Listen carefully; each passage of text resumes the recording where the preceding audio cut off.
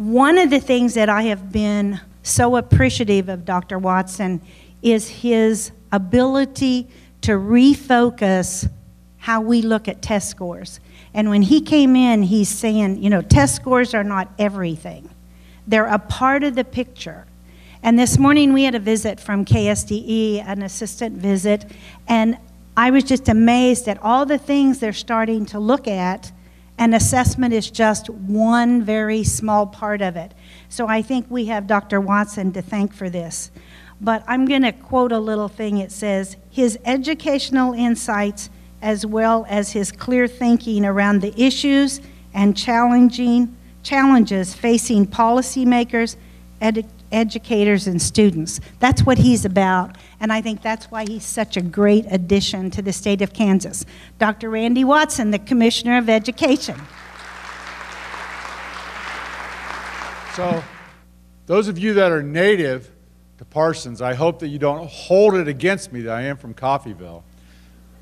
Now, I have fond memories of coming to Parsons and playing football and basketball, really fond memories. I can't say that about Independence, you know, because we do hate each other, Coffeyville and Independence, but I do have fond memories. Hey, so you taught this morning, right?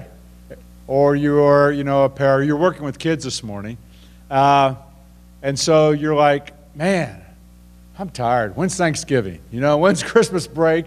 And I got to go to an in-service, listen to some guy, and he's going to talk for how long? So, you know, I'm going to, if you would just do this for me, I want to have a lot of fun today, but I need you to think not about your classroom, which is exactly what you're thinking about. You're thinking, I got to grade, I got to do lesson plans, I got a couple of kids that are knotheads, what am I going to do with them, right? I got all these things. I got to get the purchase order because I really want some flexible seating coming up and they won't give me any money. So I want you to think, though, about this thing called school, which we never think about. We're always thinking about our classroom or what we need to do. So I want you to think about this thing called school, and we're going to have some fun, and I'm going to challenge your thinking. It's going to challenge my thinking. All right, we're all in this together, but it's really necessary to do if we're going to really be successful. So we'll have a little video clip to get us going.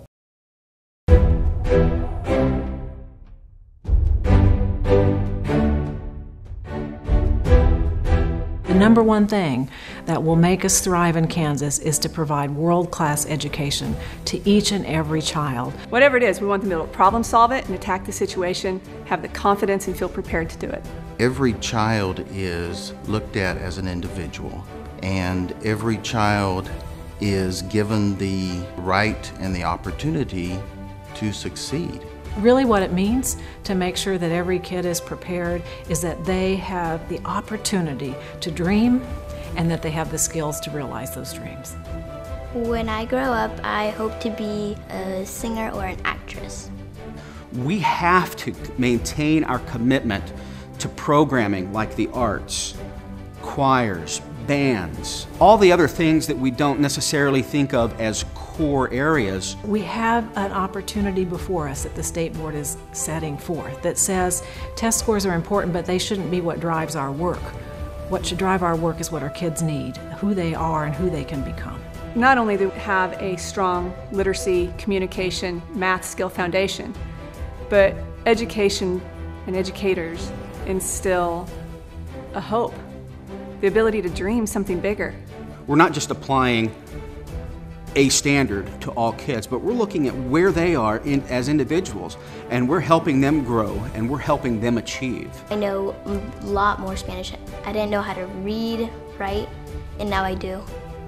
We have quality administrators, school board members, State Board of Education members that are wholly dedicated to the cause of public education. What I like about my teachers is that they're very kind and they're very helpful. Kansans can lead the world in student success as we focus on the needs of our kids and we think forward and we're innovative and we allow ourselves to dream with our kids and to make sure that their supports are in place. Kansans can do anything we put our minds to. Kansans can make all things possible. Kansans can achieve anything they set their mind to. Kansas can do anything.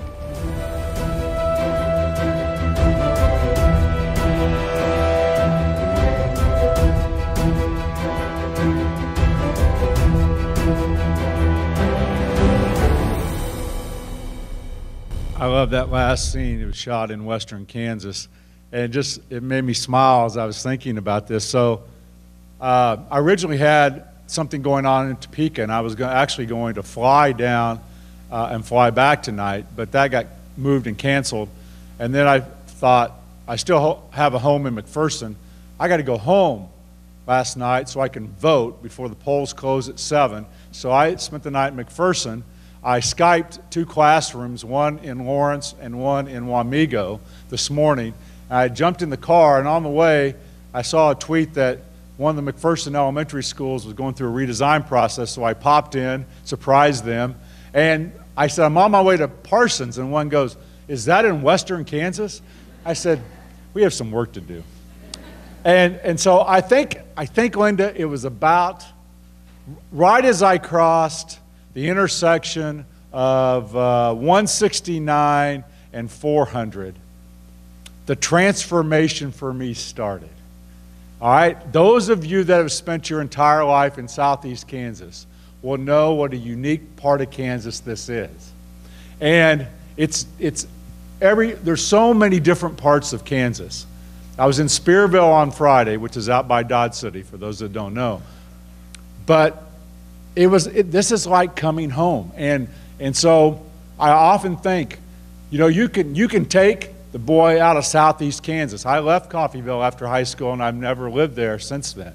But you don't take the value system of what we taught, which I like to say, if you live in, this is true of Parsons, you live in southeast Kansas, we talk bad about everyone's mama, all right? Until we need each other, right? And then you better not mess with us because we're all like family. We're dysfunctional sometimes, but we're all like family, okay? So I want to tell you, what we're going to talk about today has to do about these 10 people. These are 10 people elected by you, the state of Kansas, to represent you on the State Board of Education. You may know Jim Porter. Jim is in Region 9, which you are, and he lives in Fredonia, and was a superintendent in Fredonia, and he serves you really well. And he would love to be here with you today, but he and his lovely wife are on a well-deserved vacation, so they're traveling right now. And otherwise, he would be here with me. But these 10 people listen to Kansans. In fact, I was here in Parsons on one of the trips I'll tell you about in the evening. I remember it was snowing when I drove in that evening. And we asked Kansans what they want in their schools. And these 10 people have started to design it. Now, here's what's instructive. There are Democrats and Republicans. So, think about this. Janet Wall and Ann Maw are 2 of the most liberal people you would ever want to meet politically. All right? We don't have any of those in southeast Kansas, but just think, all right? Think Lawrence, you know, all right? Ann and Janet. Ken Willard and John Bacon are 2 of the most conservative people you would ever want to meet, fiscally and socially. They voted 10-0, take Kansas in this direction. And it's a bold direction. No other state's doing it. Designed by Kansas teachers. They voted 10-0. Let me tell you why that's important, school board members, because I serve these people. I don't get a 10-0 vote for the agenda, Linda. I'm just saying. I can't get a unanimous vote to even approve the agenda. That's how divided they are. And they said, this is where we're going to go. So, let's have some fun, and let's talk about education in Kansas. All right? So, just for this afternoon, I need your help because we're going to play full out. By the way, I noticed how many empty rows we have down here in front. I noticed that people who got here early got on the back row really quickly. Yeah, that's where I used to sit too. So, I'm just thinking, if you were going to a concert, these would be like the primo seats. You'd be paying lots of money for where Matt and Linda are seated, right? My my favorite rock group of all time is the group Chicago. And I know some of you younger people are thinking that's a ballad group. I remember it not as a ballad group, but I'll tell you how old I am. I remember cruising 8th Street listening to 8 tracks of Chicago in Coffeyville. And so I've seen them in concert many, many times. In fact, I think the best concert I've ever been to was Chicago and Earth, Wind, and Fire. And my best friend, Dean Strimple, and I were on the front row, so it was really cool. And I had backstage passes. But I was in Topeka, and I walked into the Ramada Inn, and there in the lobby of the Ramada Inn is Chicago. I'm like, what are you doing? Well, we're going to play a concert in about an hour just down the street at the Performing Arts Center. I'm like, why do I not know this? I should know this. I should have tickets. Well, the next thing I knew, I did. I had a front row seat to go watch them that night, and the market value of that was $300. So those of you that got the cheap seats back there, I'm just telling you, these are the most expensive ones. And I know you got here early and said, yeah, but you ain't Chicago. So I get that, all right? I understand. So just for this afternoon, because we're going to play full out, going to try not to embarrass you. Really, I'm going to do my best because, you know, just like kids, we don't like to be embarrassed, but I need you to play full out. So how many of you started your career in education prior to the year 1998? Raise your hand. Ooh. Okay, just for this afternoon, all right, just for this afternoon, is it okay if we call you veterans? Is it okay? Otherwise, we have to call you old, and I am one of you, so I don't want to do that. Is that okay? And I say this everywhere I go, but I won't have to say it here because you will understand what an endearing term this next term is. How many of you started your career after the year 1998? Raise your hand. Okay. Veterans, is this, in Southeast Kansas, is this not an endearing? We're going to call you youngins today. Is that okay? That is an endearing term. They didn't understand that in Spiritville. What's a youngin? Well, that's what we call people that are young. Veterans, we're going to have to teach the youngins a few things today. Okay?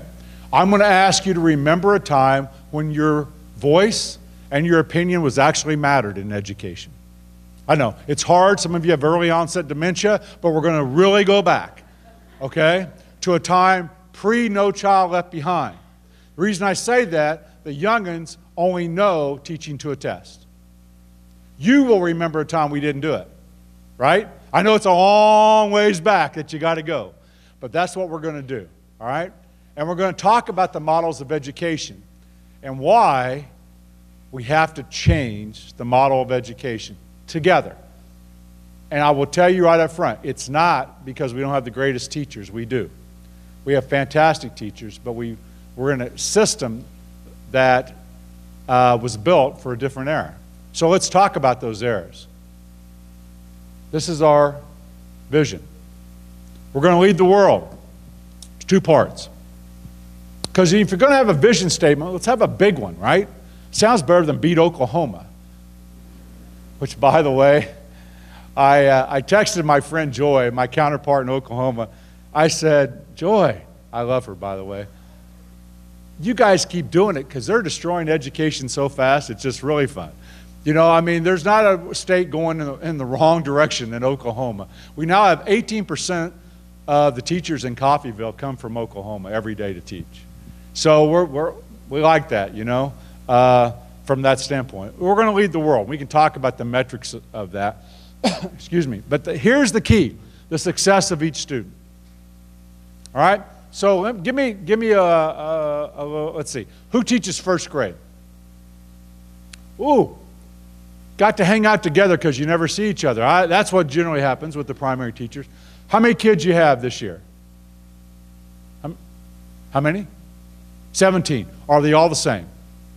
All right, tell me the reading levels from the low to the high of the 17. Just be approximate. Do you have non-readers? I'm sorry? Okay, so what would be you have readers below grade level. Okay? How low? Below kindergarten? Like know my alphabet but I can't quite put it together? Okay, to how high? Okay. So why don't you differentiate a little bit more? Right? I mean, right? right? You have kids that socially, emotionally are able to play well with others and attend to tasks. Do you have some of those kids? Do you have kids that are like wandering the room aimlessly, getting in trouble all the time? Yeah. Differentiate, social, emotionally too, right? You see, we've got this range. So you are, every day that you come to school, you want this, right? You want it, but it's hard because you've got this range. And we all have it. So who teaches, we'll pick on my subject. Who teaches social studies at the high school level? Sir, what do you teach? Okay, how many kids do you see a day? Oh, okay, and what kind of schedule are you on? A block or straight 6 or 7? So 7 period? So 52 minutes, am I close? 55. Over 100 kids, 55 minutes. Love them all. Make sure you individualize. Make sure everyone's successful. You already see the problem? As much as he wants to, as much as you want to, we've got a problem. All right, we're going to talk about that. But this is what we're after. So I want you to get rid of this word. Youngins, this is all you know. Veterans, help me. I want you to get rid that the only thing that we're here to do is raise student achievement. It's not what we're here to do. Come on, youngins, aren't you going to challenge me? Yes, that's what I was trained to do in college. I told I was going to be evaluated on my test scores, and I need to make sure that I bring those to PLC time so we can talk about them. There's more to success than simply a test score. It is important, but we have put it in its wrong context. So we're about the success. So I stopped by the office on the way down here to tell the secretary I was here, and lovely secretary, receptionist that you have, and there was a young man standing out, and she says to the young man, will you take him down to the auditorium, make sure that it's open, and gave him the keys. And on the way down, he told me he was a senior, and I said, well, how's it going? He said, I shouldn't have been slacking off so much. And I said, oh, well, we're in November. I'm a little worried. I need to pick up the pace. And I could tell he was worried. And I thought, and here's the way I used to think, because I taught AP U.S. History. I taught everything, U.S. history, world history, psychology, sociology, current events.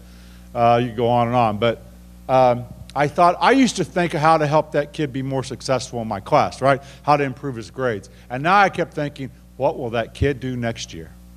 Does that make sense?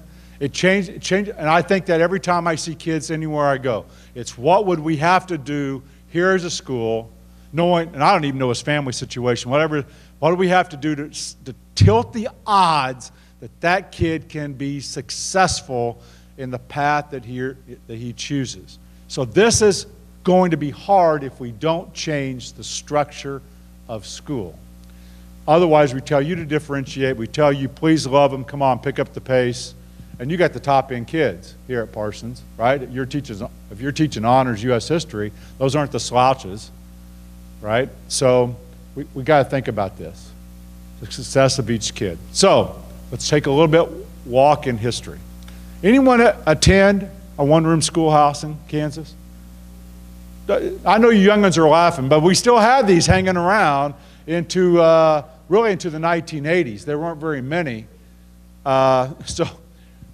But I was just at my 40th high school reunion a couple weeks ago, and I think at that time in Coffeyville, if you count the country schools, there were probably 15 elementary schools that we all had attended in some way. So, from Liberty and Deering and all kinds of country schools and all across. No one? Because sometimes we do. All right, so tens of thousands of these in Kansas. This happens to be one out west, but it could be anywhere in Kansas. And they were instructive because this is how Kansas education looked. How many teachers were in the one-room schoolhouse? One. Okay. How many grades? Yeah, 8. 1 through 8. Kindergarten had not been brought over from Germany yet, and not high school. So these were kids in grades 1 through 8. 100 years ago. I took this. This is a photo from 1917. This was the model. Now, social studies, history teacher, you cannot answer this because you'll know, because this is me and you. This is our craft.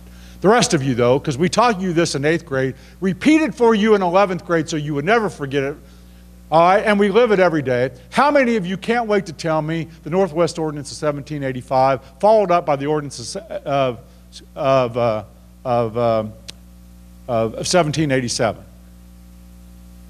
Come on. 1785, we got one. Are you a social studies teacher? Yeah, you can't play. It's like asking, it's like studying Shakespeare for the English teachers. You can't play.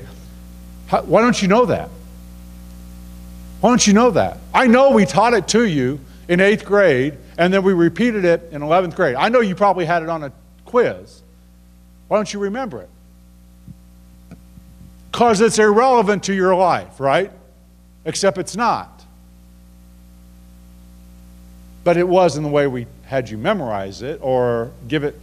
By the way, I was just in a school last week, and the teacher was playing Kahoot. So you know what that is? Everyone know what Kahoot is?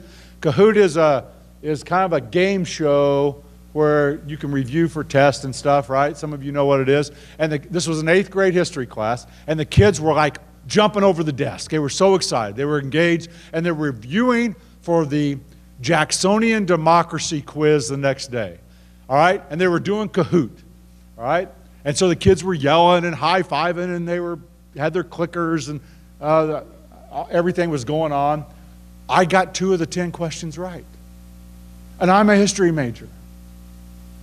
The Ordinance of 1785 followed up the Ordinance of 1787, set out the grid system that we have in Kansas. So when you're driving down the country road tonight and you pass a truck coming at you, what do? Someone's coming at you on a dirt road here in Lebec County, Parsons, and what do? One finger wave, right? We wave to everyone. And what do you know is going to happen every mile? You're going to intersect a road, right? The grid system by which we established how we were going to give land away as people moved westward, and nowhere better can you see that in Kansas. And one of these things set on almost every section, every mile. So, where do you think the adage, I had to walk to school a mile in the snow, uphill one way? That's where it came from, all right? That's where it came from. So, what time of day did we start school, in this school, in Kansas, in 1917, or 1922, or 1930? When did we start school? What time of day in the morning? Yes? Yes, yes. We started when I could get up, get my chores done on the farm, and then walk a mile to school. Because I walked at best a mile. It may have been half a mile, but I had to walk to school. So what time of day? It was between 8 and 9 o'clock. It varied by the year, 8 to 9 o'clock. There wasn't a set time. It was when all the kids got there because we knew they had to be on the farm. When did school get out? Invert it so that I could walk again that mile back home, do my chores so there was enough daylight, okay? So somewhere between 8 and 9, we got out of school between 3 and 4. All right, and then, because well over 80% of kids lived on a farm, a working farm, when did the school year end? By Memorial Day. And when did it pick up? By Labor Day, because what did I have to do in the summer? I had to harvest. So how many of your kids live on a working farm? I was just in Spearville. Could you get any more rural than Spearville, Kansas and Sublette? How many kids in Parsons live on a working farm? What percent? We're not even talking about Lebec County. How many in Parsons? So could we say less than 5%? When did all right, tomorrow morning, when does school start? What time? 8. What time we let school out tomorrow? 3. When does school get out for the year? When do we pick up? Mid-August? Well, because every kid's going to work on the farm. I only say that because, let me tell you why this is so hard and why I need you to engage today about this thing called school. So, my 40th reunion, you know, we're all telling stories about our youth, because that's how we remember, right? And school is uniquely tied to our youth. It is the experiences that all of us had, and we don't want it to change. We don't want it to change because it reminds us of usually a happier time. Sometimes we forget the bad things, but we remember this time. I listen to my friends tell the stories of Little League baseball and being in a second grade with a certain teacher and all these things. And you know, 40 years later, we are a lot better than I remember. But that's okay, right? And so this is really hard. This is school. By the way, look at this guy right here. I'm going to guess he's an 8th grader. And you know, there's a reason why he's standing next to the teacher, I think. Look at this guy. All right? And the older kids did what with the younger kids? They helped them, and they taught them. And we thought that's the way school was. And then if you walk around Kansas today, and anyone's talking about taking, because usually a declining enrollment, taking the 6th and 7th graders and moving them in with the high school, watch the parents come out of the woodwork and oppose that. Because how would we do that? They'll put the kids in lockers, and they'll be nasty to them, and the boys will be dating them, taking them to prom. We didn't think anything about it in this era. And I remember being at my great-grandmother's. She lived in south part of Coffeyville, down by the cemetery where the Daltons are, if you've ever been there. I don't know why you would go hang out with the Dalton grave, but if you've ever been to that cemetery, my grandmother lived just to the north of that, about a block. The house has been demolished. I remember I was 8 or 9, my mom said, Randy, come on, get ready. We're going to go to Grammy's house. I don't want to go to Grammy's house. You know, I want to go out and play. No, you need to respect your elders. You know, she's not going to be around forever, Randy. And, you know, I got the speech, right? Your grandmother's going to be there, and your cousins, and your aunts and uncles. We're going to go to Grammy's house. Oh, it's this little house. It smells like mothballs. I don't want to go to Grammy's house. And I so wish, A, I had paid greater attention that day, and B, I had videoed it. Because she told stories from her youth all the way to her kids, who were my grandparents growing up. She told, one of the stories was as a little girl getting ready to go to town when the Daltons raided Coffeyville. It was just fascinating. But one of the things she said in storytelling that day was, and see if this is uniquely a Kansas term, Randy, I remember the day we moved the kids to town, because she had gone to a one-room schoolhouse. I remember the day we moved the kids to town. And my parents weren't very happy, because she had gone to Robbins School, which is right on the border in the southeast part of the county. And she had gone to one of these, and she got moved to town. I can only imagine the school board meetings, you know, where people were upset, because when we moved the kids to town, we created a new system. In fact, at my elementary school, it was blazoned in the title of the school. When we moved the kids to town, we created a new school for young kids. What did we call it? We still refer to it, veterans.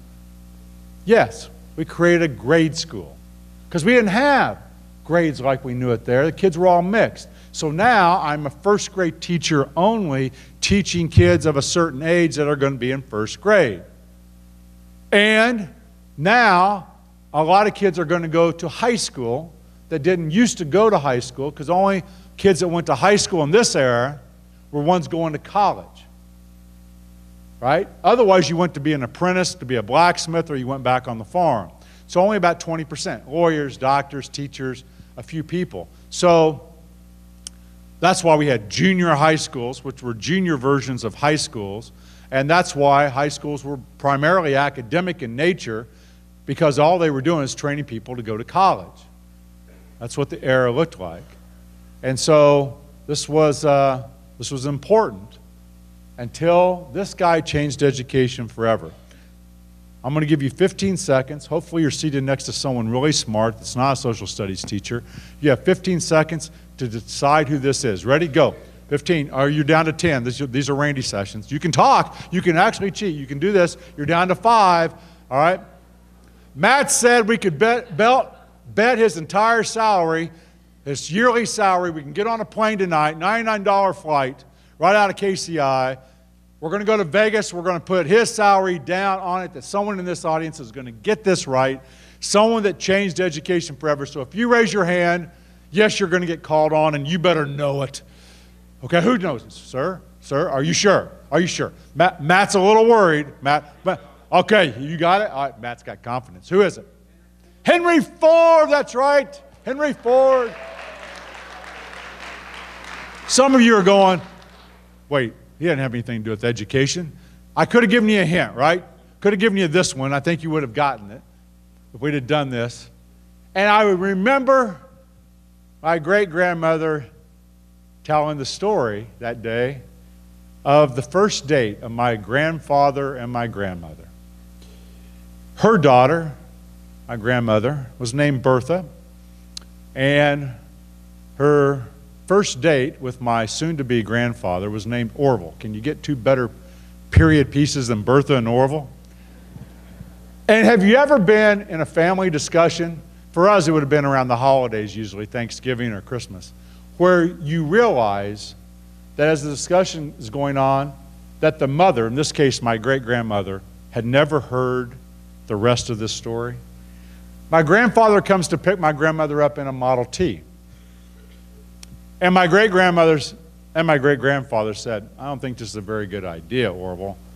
The horse is fed and watered, and we can hitch him up, and I think you ought to take the horse and buggy in. They were going to go to a silent movie into Coffeyville. And, oh no, Mildred, it's going to be great. I got this Model T. It's, you know, Henry Ford's built these things. Come on, it's really great. I'll be back. Okay, Orville, you need to have her home by 9:30. You know, I'm not very excited about this. Again, the horse is ready to go. We can hook him up. And then my grandmother's picked up the story. And guess what happened on the way to the movie theater? The car broke down. My great-grandmother's worst fear had indeed happened, and she never knew the rest of the story. My grandmother said, Mom, I said to Orville, I'm not that kind of girl, because, as you know, when Henry Ford invented the car, it changed an industry. Right? Roads started to be built. Gas stations had to be built. Stop lights, stop signs had to be built. There weren't any of these. Right? You didn't have the stop sign for the horse and buggy. And something magical happened called the back seat that every teenager was going to love. Now, I have to tell you, there's something even disconcerting as an 8 or 9-year-old thinking about Bertha and Orville, your grandparents, in the back seat of a Model T. But Henry Ford changed life in America forever, because he brought people in off the farm and he mechanized an industry and he created an assembly line. He said, here's what I need. I need people to graduate high school with basic math, basic reading. I need them to be obedient. I need them to show up on time. I need them to take 2 breaks during the day. And at the end of the shift, you know, the whistle will blow. It's like Fred Flintstone sliding down the dinosaur. Yabba dabba doo, it's 5 o'clock somewhere. And he created the middle class. He doubled the salary. People came in off the farm and started to work. Of course, this was Detroit, but you could look at Wichita to Boeing. You could look at Acme Boundary in Coffeyville. You could look at almost any industrialized way in which we were doing it, and it was basically off the assembly line. Because here's what Henry Ford was not a nice guy. He was an entrepreneur thinking about how to make money. And at the time that he created the Model T cost about $900. To give you an idea, that was about 3 years' salary for all of us here in that era. So nobody had a Model T, right? Only the very wealthy. It's probably like having your plane in some ways today. He wanted everyone to have a Model T. But it took a team of 4 men. It took them about 11 hours to make a Model T, and that was driving the cost up. So he thought this could be speeded up. The assembly line allowed it to be built in 97 minutes from 11 hours. And it dropped the cost from $900 to about $270. And now, while you couldn't afford $270 on one check, what did that invent? Pay off over time, and people started to do this slowly. Before then, everyone just paid cash for things, and only what you could afford. But this is the first time. And we had to change schools. We had to move out of the one-room schoolhouse and create these modern schools. Go back in the Parsons history, I bet, because you can read this almost in every county, they'll talk about moving the kids into town, creating the modern school. And the modern school looked like this. This teacher had it going on. 3 walls of slate. Can you beat that? I mean, man, that's like rocking it. And we had to put the kids in grades, and we had to put the kids in academic subjects, and we were going to organize school around 3 things. How old were you? Some time, like 55 minutes, and an academic content. And you were going to progress in this system based upon when a bell would ring. You were going to go to another class, academic content, some predetermined time, and go to another one. And it was very much set up that most people were going to go work in some kind of industrial society, so we needed basic math, basic reading, right? The basics. And it worked really well. So I took this photo in April of 2017. I'll take a new one here this year somewhere. And this is a classroom, a middle school classroom in Wichita. And what do you notice that is the same from this photo, taken in the 1940s? What's the same? Kids are in rows, in chairs, teachers still at the front. What do you notice that's different? Ooh, we got whiteboards instead of slate boards. Okay, we got a document camera right there. Ooh, we have a video projector there. Veterans, you remember? Okay, all right. You're going to remember, veterans. You youngins may even remember this. It's really exciting. I'm going to give you the technology of our age when we started. It was you could know it because in class it sounded like this. Beep. What was that? Beep. You youngins may know this because you volunteered to do it. That was to turn the film strip projector. All right? And you youngins were volunteering because that was your era. I'll volunteer. I want to be the film strip projector turn. Oh, come on, veterans. You remember the only time it was ever illegal in schools for teachers to get high was the Purple Ditto Masters. Remember? You still have some of those in your file cabinets. Remember those? They got all over you. Yeah, you were smelling them. Yeah. That was the technology of the era, right? And now we've got all this technology, but schools basically, here's a disabled student. We didn't see that in the 40s. We didn't see students of color. Look at this. This is pre-Brown versus Board education. So we have segregated schools. These kids were not in school at all. In fact, many of these kids would not even have been alive. They didn't live. So as medicine, so there were changes and yet structures. But this is true today. If I would have come a little earlier and gone into the elementary school, I could have walked into a 3rd grade classroom, correct? Is that correct? Could I have walked into a 9th grade or a freshman English class, whatever we call it?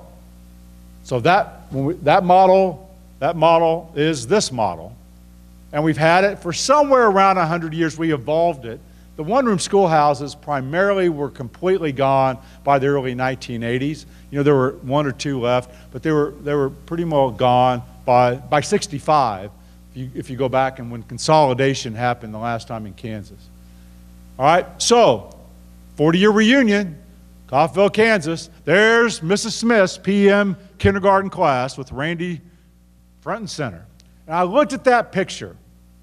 All right, veterans, I looked at that picture. See if this is true, if you've been teaching a long time. And I thought, poverty to the highest wealth, lowest reading to highest reading. I'm just kind of remembering.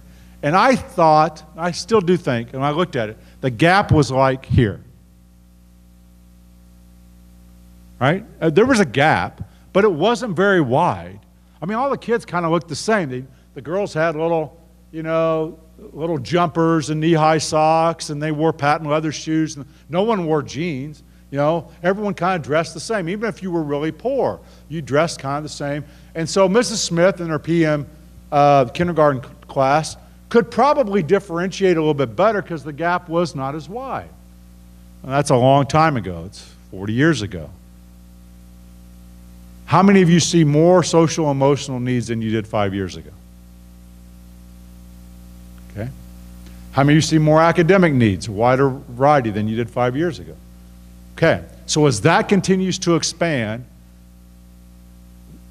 you see what happens. We pile more on the teacher to try to figure out how to do this when the system we set up was for a more homogeneous group. Does that make sense?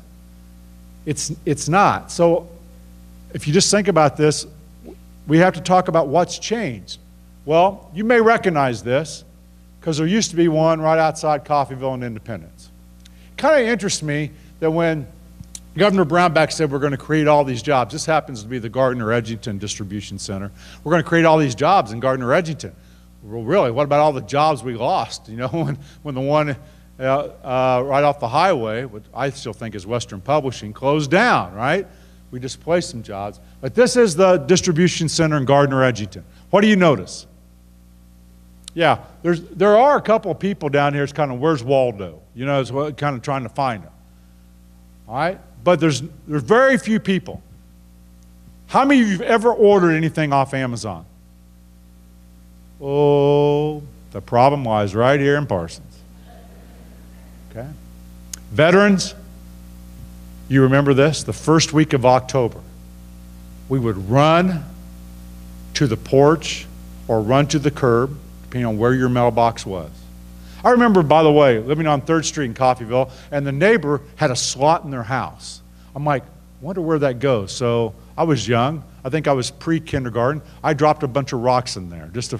Not a smart move. The neighbor was not very happy with what I did, you know. But on the porch or at the curb is where our mailbox was, for the most part. Some of us had to drive in, you know, to the post office. And at the first week in October, veterans, what were we so excited? Why did we run to the mailbox? What could we not wait to get? The Sears and Roebuck wish book, because that's what we were going to get for Christmas. We could dog ear it, we could circle it. I want that. I remember one year I wanted the Lost in Space robot so bad because I really thought it was like the Lifetime, you know, Danger, Will Robinson. And it's like this big as one of those things that bumps in a wall, you know, and then deep batteries. But and if it didn't come from Sears, it came from J.C. Penney's or Montgomery Ward's, right? That was it. So when you placed your order to Amazon, all of you that did it, you picked up the phone, right, and you called Amazon and said, hey, I'd like to place an order. No. How many of you have ever been to a Walmart? Coffeyville's had 3 of them in their lifetime.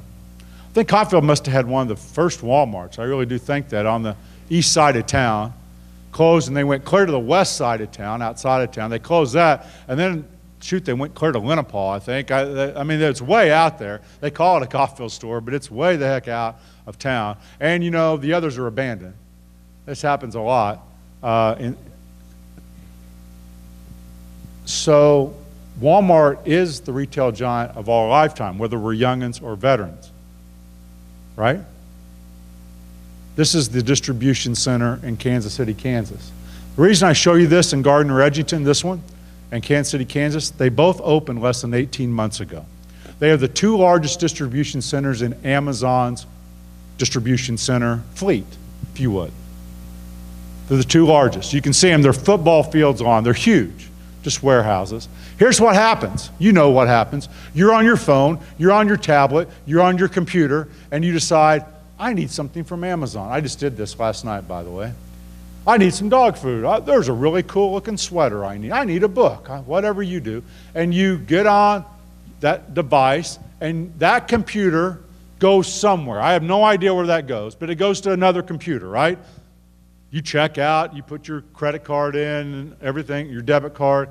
That computer wires this computer. That little orange thing is a computer. And it says, ooh, Sally ordered something from Amazon. Now, I ordered dog food. That's in a different part of the warehouse than the sweater.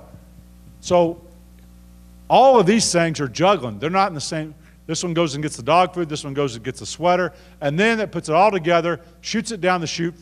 There it goes on the belt. And if nothing breaks down, it gets on the FedEx or the UPS truck.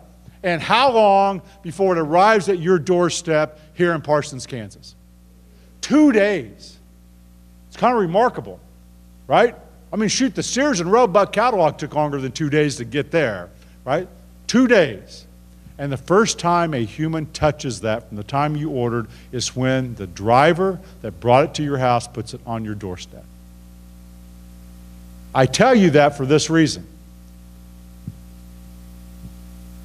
Amazon is rapidly changing the retail market in America before our eyes, and you all are participating in it. The UPS and the FedEx drivers that deliver those packages, what level of education are those people? College grads? They're high school grads. Are they good paying jobs? They're great paying jobs. Those people work hard? Yes, and at this time of year they're getting overtime, right? And so they're banking that over, they're getting bonuses. And they're running hard, right? They're yelling, hey, how you doing, as they run back, right? Because they got a tight schedule. They're going multiple times. Amazon has two major costs. People, don't see many. We got rid of them. That's Walmart's cost, right? Walmart has the same cost. Walmart has a people problem cost. So what did Walmart do to lower their cost? Part-time job, right? 70% of the workers at Walmart work 32 hours or less. Why? Because they hate workers? Because they don't have to pay benefits. Why? Because they hate workers? Because of you. You want to go to Walmart, get anything you want at the lowest price that you can get it. And driving that price, if you've ever sold anything at Walmart, you know how ruthless they are trying to drive the price low so that you can get a low price. And that's why 70% of the workforce is part-time, because then they can drive the price down. Amazon says, we got a better model. We'll eliminate the people. Walmart has people and they have stores. They also have warehouses that ship to that store, right? Amazon's eliminated the retail store. You don't have to get out of your pajamas to order. And so Amazon's costs are people, they've eliminated, automated them, and shipping. So what does Amazon want to do? They want to do this. You can Google this, Jeff Bezos' 60 Minutes drone. It's about 5 years old. It's not a new interview at 60 Minutes. By the way, this technology is already there. It's already, he can do it today. It'll never be done, well, I shouldn't say never in Parsons. Probably not likely in Parsons because of how far the distribution center is from Parsons, right? Why doesn't Bezos deliver any packages via drone today? One simple reason. It's not because he can't do it, not because of the technology. FFA clearance. It's like, remember how we didn't know? I mean, if you look at the economic projections that the Economic Council just gave today in Topeka, they said sales tax is going to continue to decline. Why? Because most people are ordering off the internet. We're not paying sales tax like we did in the brick and mortar stores. When Walmart came into every community, what happened to downtown? Changed forever? Yeah, do you remember urban renewal in Parsons? I do. Happened in Coffeyville too. Was that a good thing? A lot of people, shoot, there's still wars going on in Coffeyville over urban renewal. But what eventually happened in some communities is that downtown rejuvenated itself as mom and pop shops that didn't compete against Walmart, right? But it took a while. They all went out of business. In my little town of Coffeyville, Crest and Newberry and Reed's and all of these stores, Strasburger's, Men's, they all left. I just read that the Target store in Hutchinson closes at the end of the year. And JCPenney and Salina closed, and Dillard's closed. And the mall in Hutchinson's almost vacant. Do you see what's happening? We're shifting the retail again. And you're saying, but Randy, what does this have to do? I teach first grade to 17 kids, or I teach 100 kids in honor U.S. history. It has everything to do. Where are kids that aren't skilled going to work? We're displacing at a rapid rate low-skilled jobs that pay well. I'm going to give you two other examples. My dad was a brakeman switchman for the Missouri Pacific Railroad. Let me tell you his hard job that he complained about every day of his life. He'd get on a train in the yard in Coffeyville and he'd go to Van Buren, Arkansas. And he'd come back and then went through several towns. My dad would jump off the train, he'd swing a lantern, he'd throw the switch to divert it to another path. He'd swing the lantern, jump back on the train, ride to the next town, do the same thing. That's what he did over and over. And when he retired in the early 1990s, my dad, who also worked the extra board, if you know what the railroad is, he signed up, he was making $80-some thousand with a pension like you can't believe. My dad would tell you, if he were alive, hey, don't be bagging on me. Tell them I went to college. Okay, Dad, I'm going to tell them. I'm looking. Dad, I'm going to tell them. My dad went to school for 5 years. 2 years at Coffeyville Community College, played on a national championship football team, went to Wichita State to play football, was there 3 years. 5 years. He played football for 5 years. You may ask, how do you do that without redshirting? My dad changed his name. I didn't find that out till he passed away when he's telling stories with his buddies. I'm like, Dad, who does that? Well, I wanted to play, Randy. My dad had 14 credits in 5 years because he went to college to play football. All right? So my dad was not a college graduate, but he did go to college. I want to say that. Fair. All right? How would you know if you got stopped by a train today that the job that my dad had that paid really well for a high school education is not in existence for any kid in Parsons today? How would you know that visually? There's no caboose. My dad lived his life on a caboose. It's all automated by the engineer, if not even remotely. There's some short track there's nobody on the train. You can go through Topeka and it says right in the yard, caution, trains controlled remotely. I'm thinking it's some kid with an app. I'm really a little concerned about that. My grandmother, remember my grandmother, the Model T? She was the hospital dietitian at Coffeyville Memorial Hospital. She retired in 1985. She loved that job. She hired me to be the custodian, by the way, and put flour in the bins and stuff when I was 16. But that was her job. She retired in 1985. If we went to Coffeyville today, all of us, and applied for the job that my grandmother held until her retirement in 1985, one generation ago, what are the requirements today to apply for that job? A master's degree in nutrition or dietary management. My grandmother had an 8th grade education. Now tell me how she got the job. We all know it. She was in high school and she started putting food on trays. Oh, we like your work. We're going to make you assistant baker. We're going to make you baker. We're going to make you shift supervisor. And she worked her way up. Today, can you go get the job out of high school at Coffeyville putting food on a tray? Yep. And then you're capped. You won't be the assistant baker without some additional training. Does that make sense? My grandmother got all that on the job.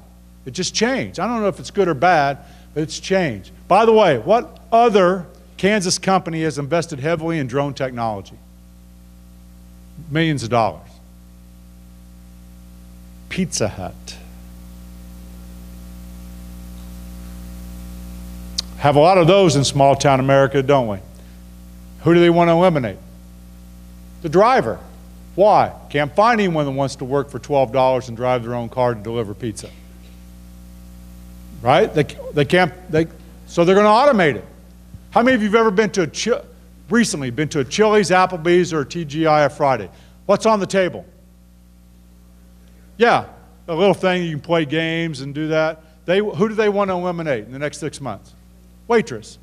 Not because the waitress is well paid, because if you've ever been in the food business, the profit margin's really small. So if you could save 5%, that's huge in your profit margin. And so if you could eliminate waitresses and waiters and just have someone bring the food out from the kitchen, you can save probably 5%.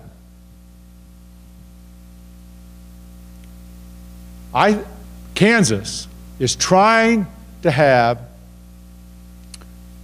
be the first state to have FFA clearance for drones.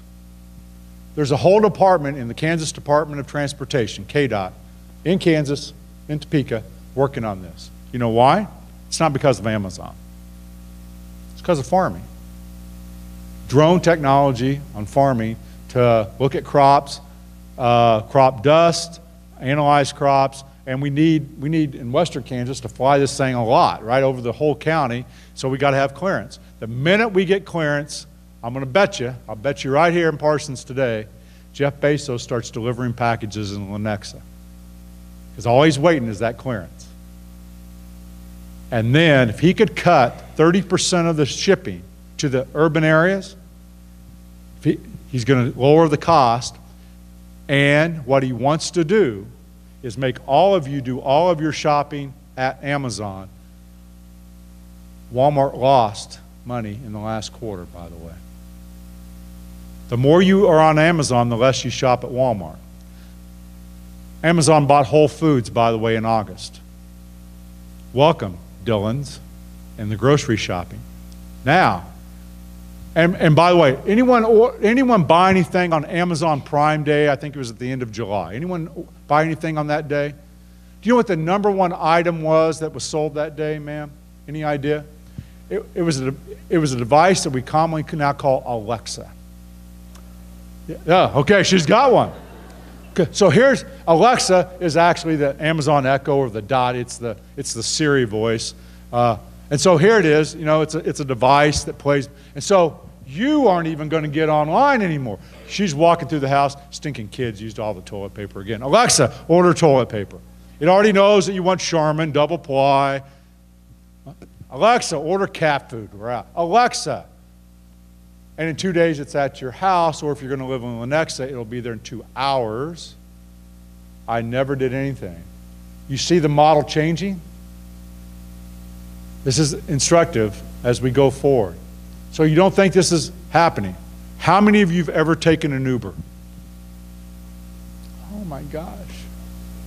You've taken an Uber? Did you raise your hand? Okay. Did you go to elementary school somewhere? Somewhere? Ma'am, we have spent our career telling people do not get in the car with strangers. Our whole life, stranger danger. They'll slash your throat, they'll roll you down the hill. Shoot, you probably got off a plane somewhere, paid for the experience before he ever showed up. Here comes Josh, he's driving a black Nissan. This is going to be so cool. Ubers completely disrupt the taxi industry. Historically, who are taxi drivers? First generation immigrants, right? Who owns the taxi? The company. Do they get benefits? Usually yes. And highly unionized like New York, Chicago, the answer is yes. Who owns the Uber car that you were in? The guy or the lady that picked you up, right? Whoever was driving. Who are Uber drivers? Teachers, coaches, whoever, students. I just got in one in Chicago not too long ago. I said, oh, how long you been Uber driving? About 8 months. I said, you like? Yeah, I just work whenever I want to. I said, what else do you do? Oh, my wife and I have a food truck.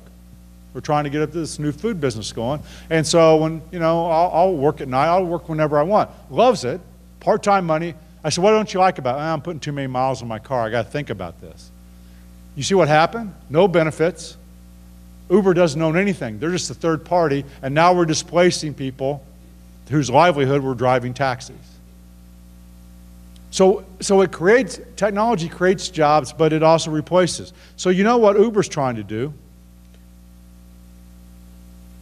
And so is GM, and so is Chevy and Ford. They're trying to do driverless cars. And so tonight, when you leave and put the car in reverse, many of you will have a backup camera, right? And many of you may have a little thing that beeps when someone comes on alongside of you in the side view, the dead zone. And Some of you, shoot, I just saw an ad for Volkswagen that, you know, stops when the pedestrian comes in front of you. All that's technology learned from the driverless car. And I know, ma'am, you're saying, I ain't getting in a car with no driver. I don't know. You got in one with a stranger. Oh, I see. He protected you. Yeah. Right? Think about it. I get it. I fly into Tampa, and I get in a car with no driver. By the way, I want you to think about what this might. Economists predict 30% of automobiles by 2025 will be autonomous. 30%. So not the majority. 2025. What class is that? Where are they at today? We're in 18, so that's 7 years away. So what is that, about 7th grade? 6th grade, somewhere in there? 30%. 90% of drivers, of accidents are driver error. 10% are weather related and some other things. There's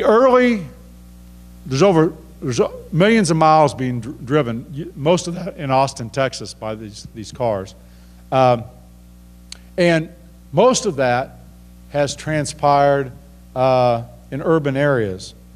But the researchers believe they can eliminate about 70% of that 90% with the automated car. Now, I'm going to tell you, right out by the pig stand, going over the old bridge, west of Coffeyville, I buried a 69 GTO at 140 miles an hour. It was a great experience. It wasn't very safe. The automated car is not going to speed. It's not going to run a yellow light. It's going to be very safe, right? If you've ever seen the new stoplights that have the 3M strips around it, have you ever seen those? They're really bright. If you come up to them, those are smart stoplights. They actually were built, those 3M strips, to give feedback to the car, to tell it, hey, I'm going to turn here in 3 seconds. I'm going to turn lights, and you need to start slowing down. By the way, you can't tailgate in the automated car. It makes sure that you have to transition a distance. That would put Uber people out of business. And now we're changing the market again. Still don't believe that. How many of you own an Apple iPhone?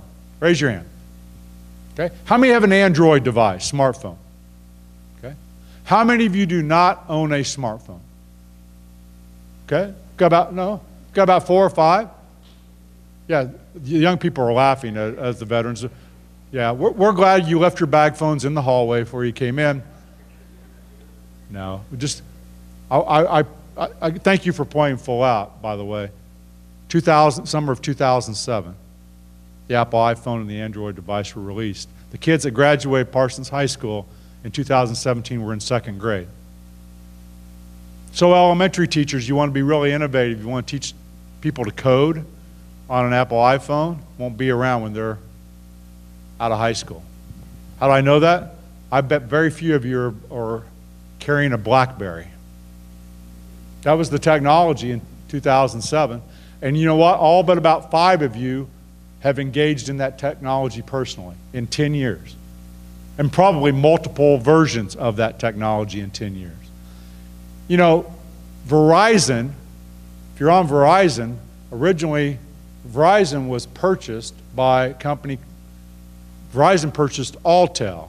Alltel purchased Kansas Cellular, and Kansas Cellular was started for farmers out in the field.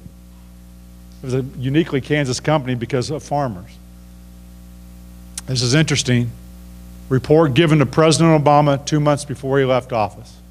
83% of jobs in America making $20 or less will lose their work to automation as we try to drive costs down. Did you notice in the last presidential election it was a little contentious? Did you notice that? Between Secretary Clinton and President Trump? I was so excited. President Trump was in West Virginia. He was giving a speech. And he said, we're going to bring coal mining back to West Virginia. You know, and the coal miners were jumping. Man, I got so excited. I ran outside, called all my friends, said, get ready. We're firing Big Brutus back up. We're going to start stripping shale again. We're not bringing coal mining jobs back. But why would coal miners be excited about having one of the worst jobs ever? And they were. Coal mining is, you die, right? If not immediately, because it blows up over time because you inhale this stuff. Why would coal miners in West Virginia be excited about bringing jobs back? It's the same reason why Amazon would love to have probably, or why Coffeyville would probably love to have Tyson come in. Their jobs. I don't care how bad they are, their job. And guess what? They left. Did you watch Trump win? Virginia, West Virginia, Pennsylvania, Michigan, Ohio, states that have been going Democratic for the last 3 or 4 cycles. How did that happen? How did that happen?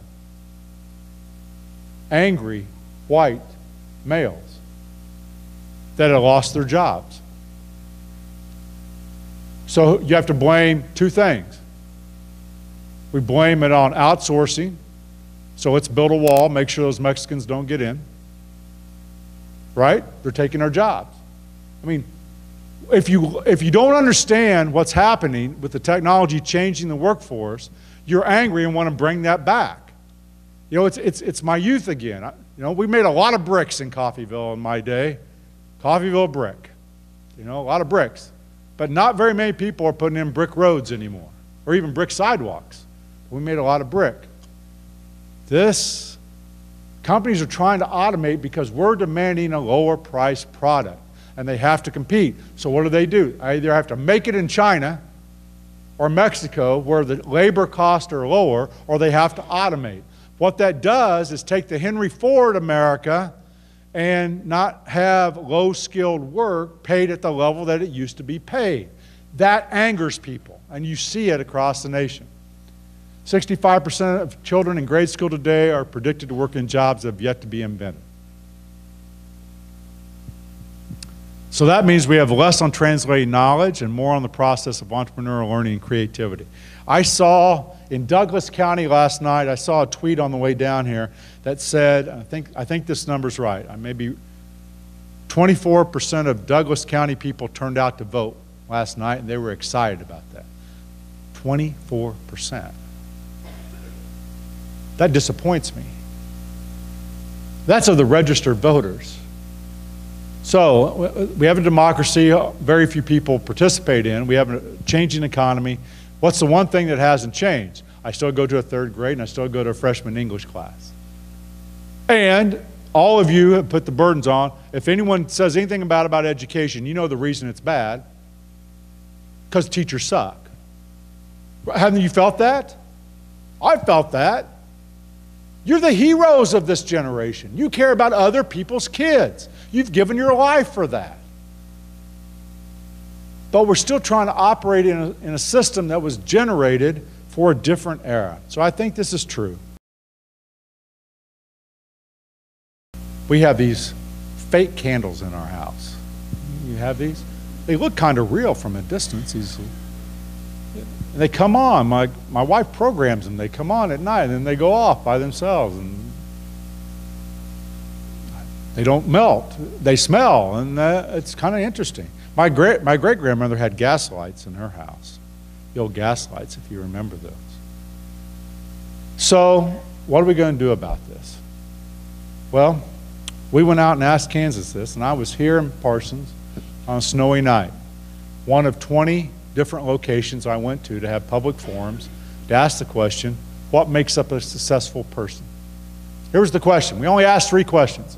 What makes up a successful young person in Kansas? Can you describe a successful 24-year-old Kansas? Just write down the characteristics, the skill sets, the attributes. Okay? Second question, what's K-12's role in developing that person, if any, maybe a parent role? Third, what is higher ed's role, if any, in developing the person you just described? That was only 3 questions. We went to 20 locations. It's the largest qualitative study ever done in the history of Kansas. So when we say we're going to design this with what Kansas said, we mean it. This is the state that I lived in. I thought I would retire from McPherson. I wasn't looking for this job.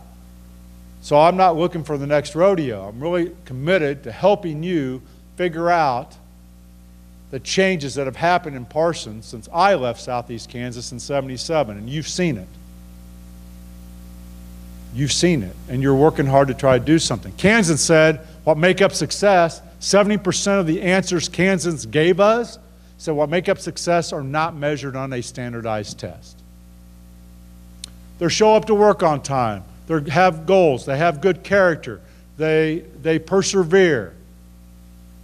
They have a different, we call them soft skills. We call them 21st century skills. We call them employability skills. We call them lots of things. Youngins, you went to school, you were told, make sure you raise math and reading scores, right? Who teaches science and social studies? Raise your hand. Okay? And no child left behind there, did you feel like a second-class citizen? Or were you just grateful that you didn't have to be attacked by the test? Right? Who teaches electives? Yeah, you're just lucky to have a job. So, right? Do you ever feel that way? You weren't valued. PE. Who teaches PE? Yeah, could you tutor a little math, a little reading on the side? We need all hands on deck. Special ed. Where you at? Yeah, come on. You need to get that fifth grade reading at first grade level up to fifth grade within 6 weeks, or we got to do something because, hey, we're going to publish the scores. What's the Parsons newspaper? What's it called? Yeah, we're going to publish all the scores. We can't lose to Labette County. All right, we got to go to Walmart and look good.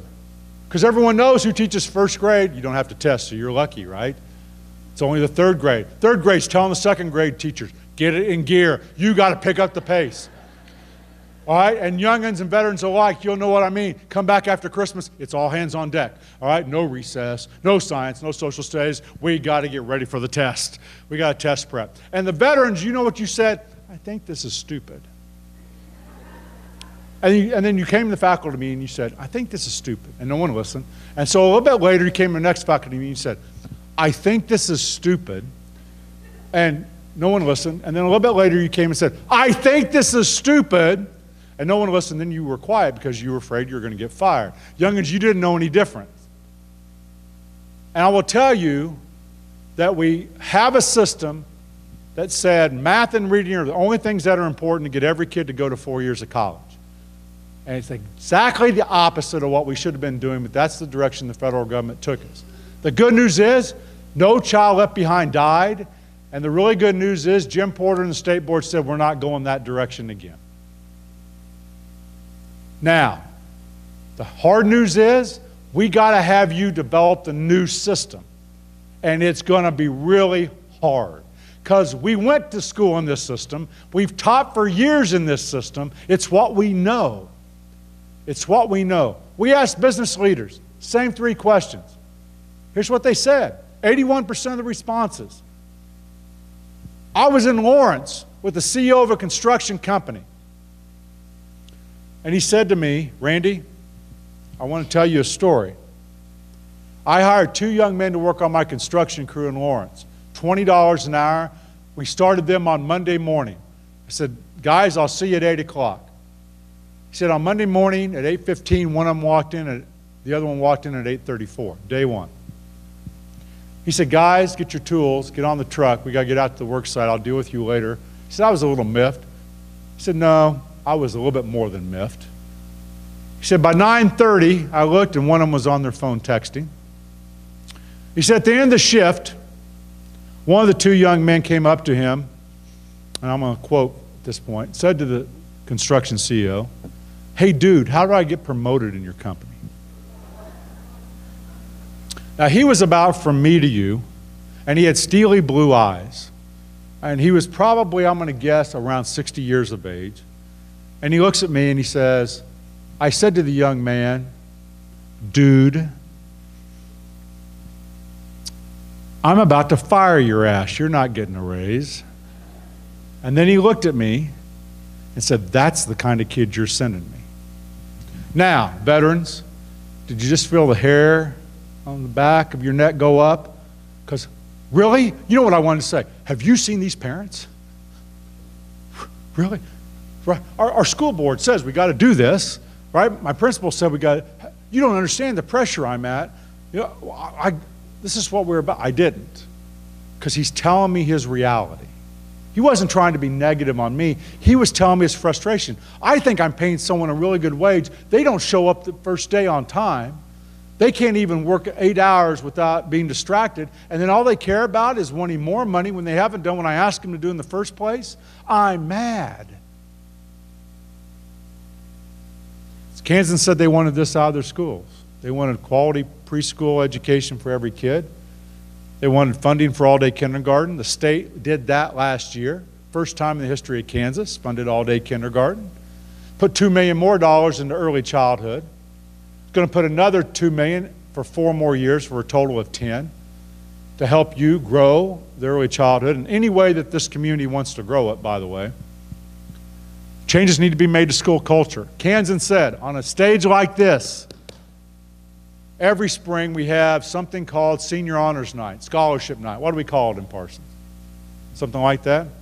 And they said, here's what it looks like. Some kid walks across the stage here from Parsons High School, and they say, oh, and this would not be true for me, so it's Joe Jones, and he's going to go to KU, major in pre-pharmacy, and he has scholarships totaling $32,000, and mom and dad are jumping up and down, and there's the press is there, and grandma's crying, or they're going to Drake, you know, and you know what? And Kansas said, continue to celebrate that. We should continue to celebrate that. But what about the kid that has a full-ride scholarship to Tulsa Welding School? And where's the same intensity for that kid?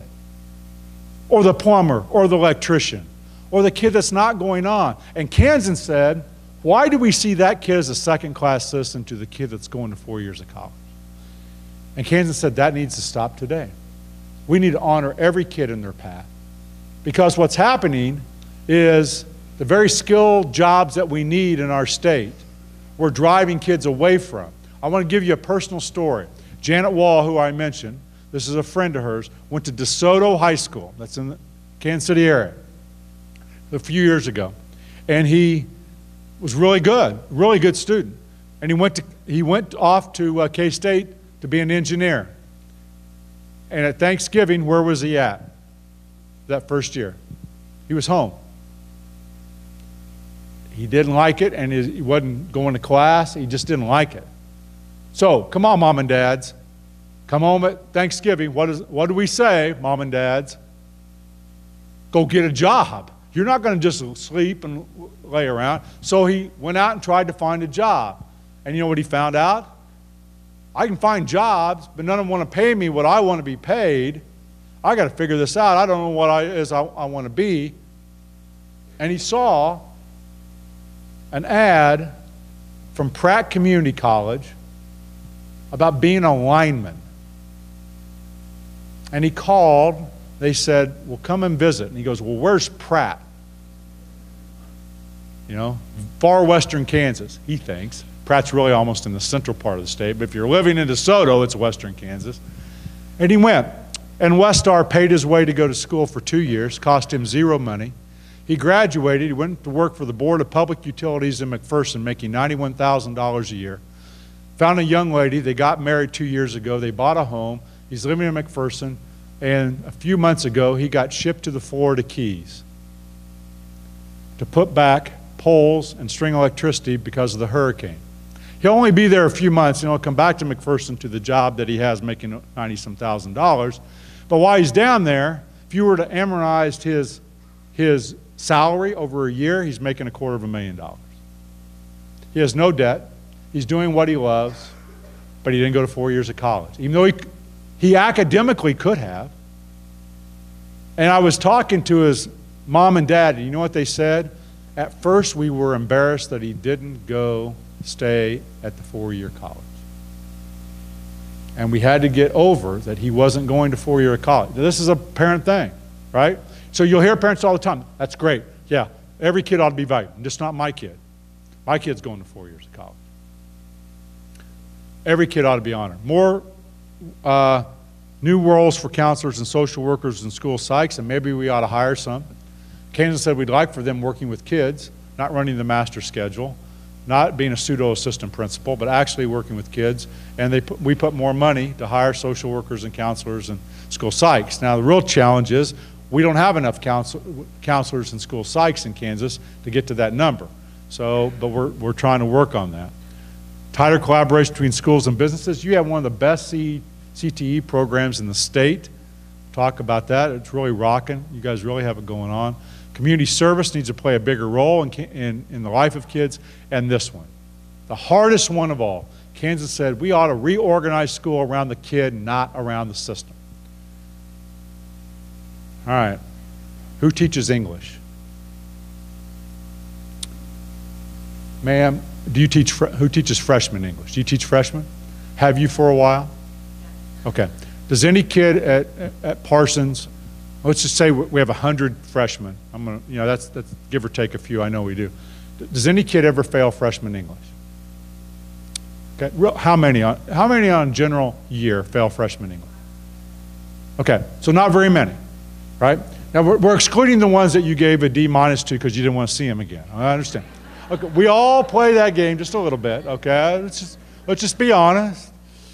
Because, maybe if I don't have to teach them as a sophomore, they'll get. So not very many. 3%, 4%, maybe on a top. In some Kansas schools, it's up to 40%.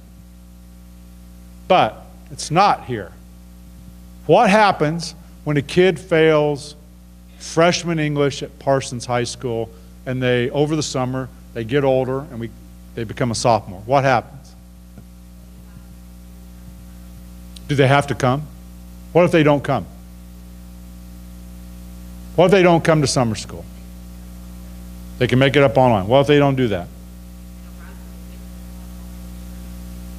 Oh, they get what, Linda? Oh, they're a sophomore. Do they take freshman English again? Oh, so now they're behind in credits, right? Oh, yeah, so do they take sophomore English too? Oh, what? Those 3 kids? Did they fail English because they absolutely did not have the skill, or that they wouldn't do the work? Oh yeah, and you know what? And you're busting your rear. You were there before school, after school. You're calling the parents. Parents said, "I don't know what to do with the kid. You're on your own." You went to other teachers to go, "Yeah, he's failing my class too." So I just want to get this right. So the kid tried to fail because they didn't do their work, and so we gave him 2 of them because they were so good. Counselors, where you at? Counselors. Okay, and so you know what happens right now. The kid's not on the path to graduate because we got to count credits, and you need 4 units of English to graduate.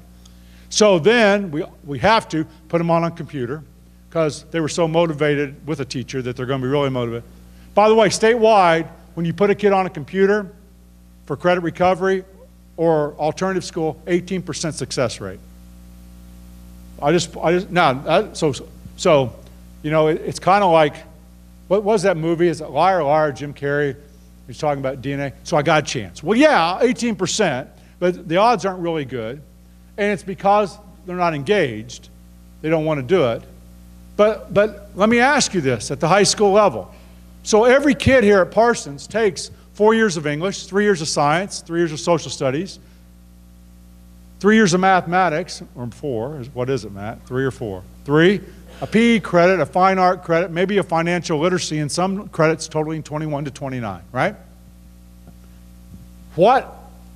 Those are the graduation requirements set forth by the Parsons Board of Education, but I want you to tell me where they came from.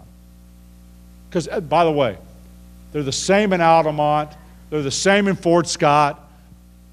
Tweak it 1 or 2. Fort Scott may say, "Oh no, we're tough, we have 4 years of math." Okay. But they're the same everywhere. Where did they come from? They're the Board of Regents requirements to go to 4 years of college. And 15 years ago, the state board said, if you're going to be an accredited school in Kansas, you must offer any student that wants to take that path the opportunity. And every school board made it the de facto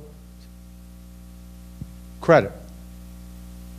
So, by its very nature, if I am college bound to be a history teacher, which I was, and I'm a diesel mechanic, have no interest at all going to Pitt State, I take the same English, I take biology, I take U.S. history, I take Algebra 1 in the same sequence, every kid, regardless of the path that I want to go. Is that true?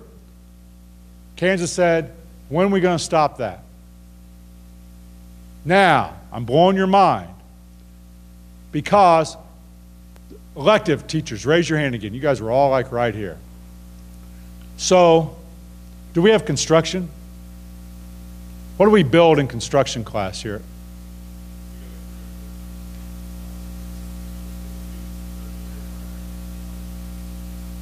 Do you end up with a project of any sort? Do you have a project of any sort that you finish at the end? Dog houses? Okay. So is there any math involved in that? Okay. How much math credit does any of your kids get for that? Why?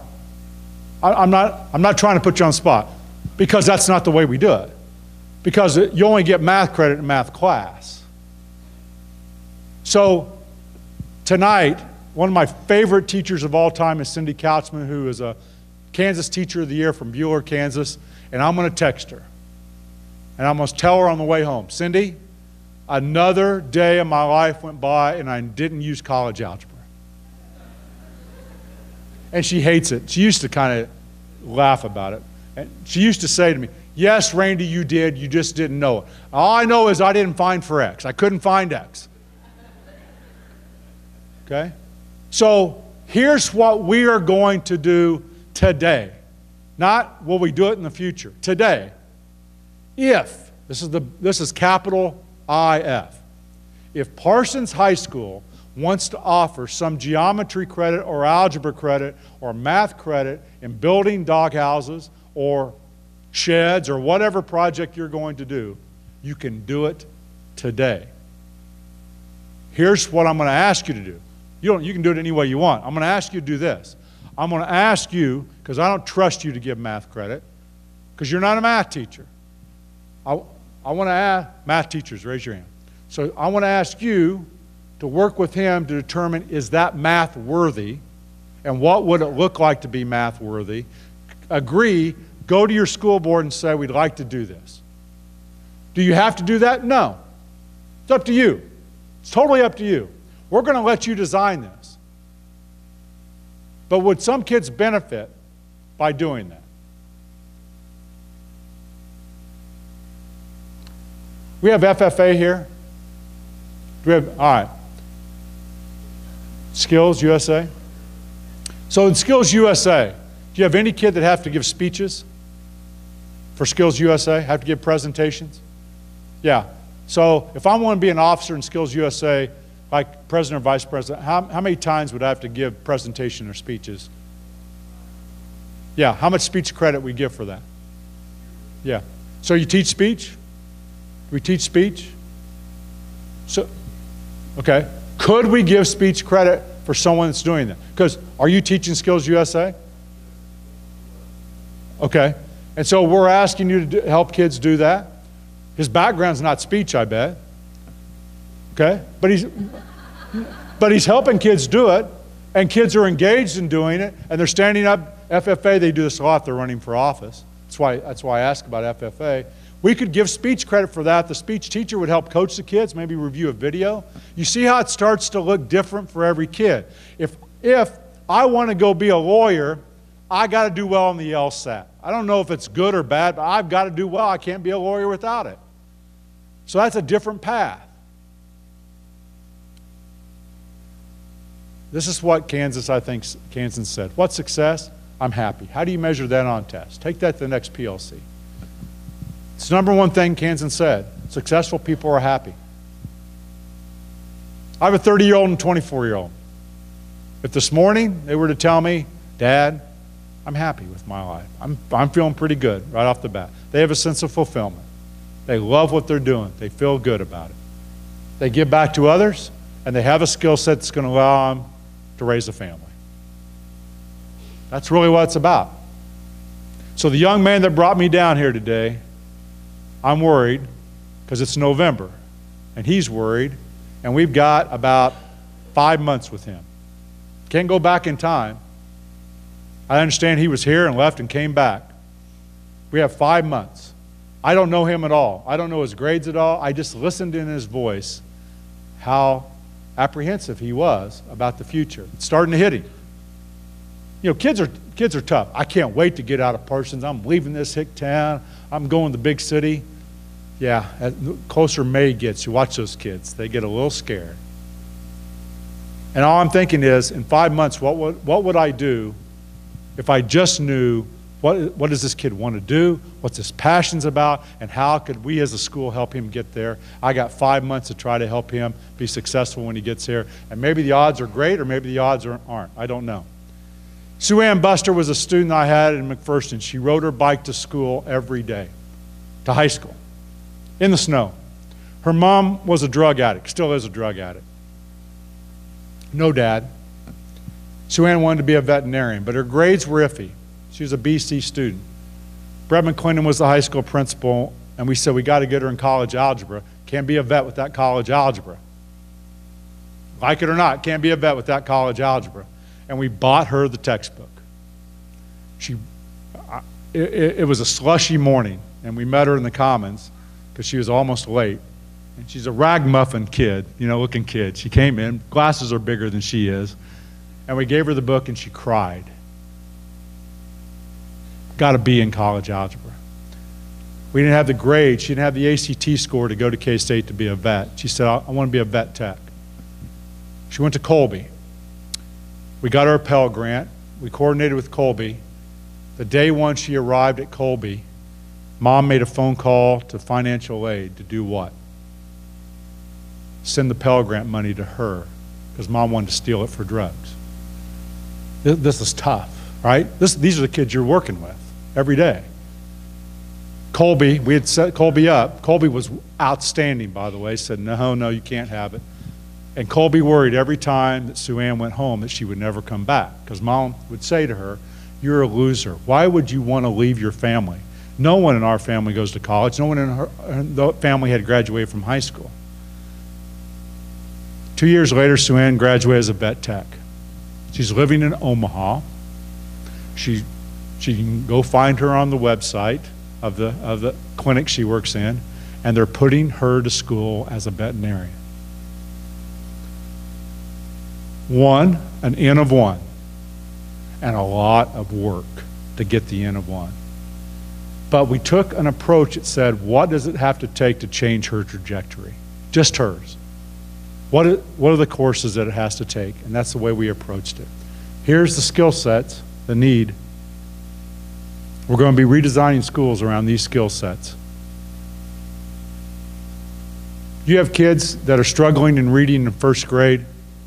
Are some of them male? Disproportionately usually male for some reason. We just don't read. But some of those kids, if we threw out some Lego blocks, be able to build masterpieces without any instruction, they just have some kind of spatial awareness technical.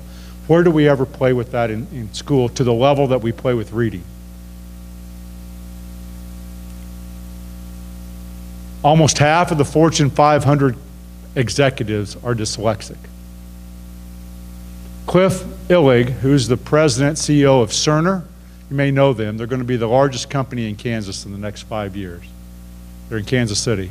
Cliff tells me this, Randy, and he says this laughingly, keep sending me your valedictorians. They make great middle management people. He said, the people that are like me are the people that almost got thrown out of school. Not quite.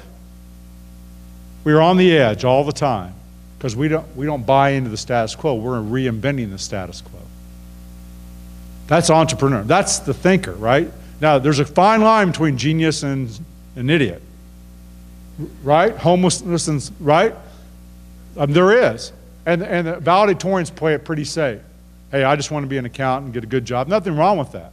But the kid that's a little bit beaten to a different path, can we take them somewhere else? State board said, here are the outcomes. Social emotional growth, yes, you measure it locally, get every kid to kindergarten ready to learn. An IPS, think about that. Individual plan. And how would we organize around that?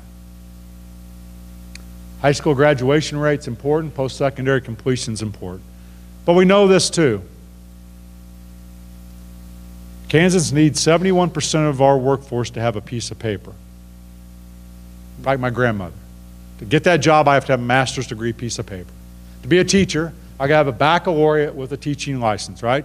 I have to have a piece of paper. To be a master electrician, I have to have a piece of paper. Master electrician. To be a welder, I have to be AWS certified. Piece of paper. 71% of the jobs. But half of those jobs do not require a baccalaureate, master's, or PhD. So does every kid need to study the scarlet letter? Sorry, English teachers. Because, you know, I just bring it up because I can teach Sherman's March to the Sea longer than Sherman March to the Sea, and I know no one else cares, but I really love it. Or biology. Who teaches biology? So, you know, in biology, I just want to know, can I cut the frog and squirt everyone with formaldehyde? And you're saying, no, I got to learn the phylums and classifications and all the things about biology that I could care less about. It's every subject, because in order to get to college, I got to know that, right? Except if I'm not going to KU, I have no need to know that, but everyone's got to know the same thing, because I have 100 kids. Come on, get off my back. Some of them are going to college, some of them aren't, because in first grade, you didn't do your job well enough, and now they're behind in reading. And, right? You know these things matter. So what's a really small school district around here? Chetopa. Yeah, they're small. So let's say Chetopa, this isn't true, so we'll say this. Let's say Chetopa had a really good football team this year. I know they didn't, because I visited and they were saying we're not very good. So that's how I know that. But let's say they won the state championship this year, and they have every kid coming back, and they have the coach coming back. They're excited. So they pick up the phone, and they call Lawrence High School and say, we want to schedule you, play football next year. Wouldn't do that? Why wouldn't we do that? Tell me why. I like that. Lawrence might lose, yeah? But Chetopa probably isn't even going to make that call, right? Because we think size matters. That's why we have 6A, 5A, 4A, right? That's why we classify.